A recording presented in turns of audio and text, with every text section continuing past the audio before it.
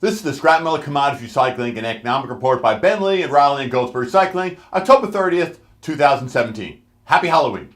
Last week, commodity prices were mixed and economic reports were mostly positive.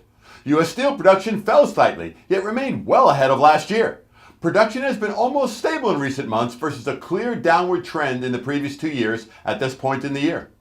Oil rose $9 a barrel to $60.44 on major efforts by OPEC to cut production to get prices up.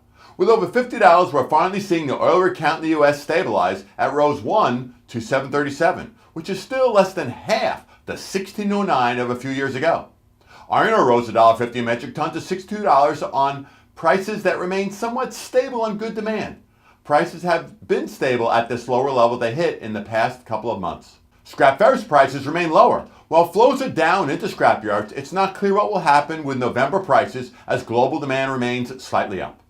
Hot dip galvanized steel held steady at $980 a ton, but there continues to be word of price increases. Stainless steel forced scrap prices remain steady yet again at 29.5 cents on a clear balance of supply and demand. Copper fell 7 cents to $3.10 after the run-up in recent weeks on steady demand as the global economy grows slowly. Copper's up a bit this morning to $3.11. The 5-year chart shows copper in a range near the 3-year high it hit 2 weeks ago. Copper inventories fell slightly, keeping upward pressure on those prices. Aluminum rose a penny while hitting a new 5+ year high last week, ending at 97.3 cents. With just okay demand and great supply, scrap orders from smelters continued to be extended, therefore hurting actual prices. Aluminum inventories fell to new about 10-year lows and are about 78% lower than 4 years ago, therefore keeping upward pressure on prices. Caterpillar, with wide-ranging products selling into construction, oil and gas, as well as mining, reported terrific earnings last week. This was due to construction in China, onshore oil and gas in North America, and capital investments by miners all increasing. This is great economic news.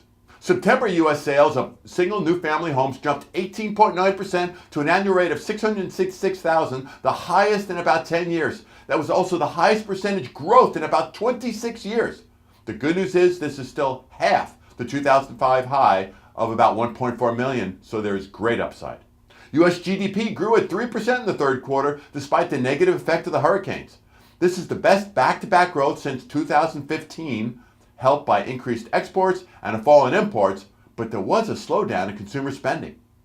October's U.S. Manufacturing Purchasing Managers Index rose to 54.5. This is the largest expansion in factory activity since January, as new orders rose faster and job creation was the strongest it's been in 2 years, which will keep upward pressure on commodity prices. October's consumer confidence was revised down a bit, but at 101.1, it remains at an almost 14-year high amid favorable expected economic conditions as well as favorable economic prospects. Wall Street's main indexes all hit new record highs, with the Dow up 105 points at 23,434 as all remain very positive about the economy. The increases in recent months and years have been enormous. At Benlee, productivity is key to supporting our customers, which is why we make the industry's leading roll-off pup trailers to double your load. Carry 2 boxes, not 1 for those longer runs. Call us for a quote. As always, feel free to call or email me with any questions. We hope all have a safe and profitable week.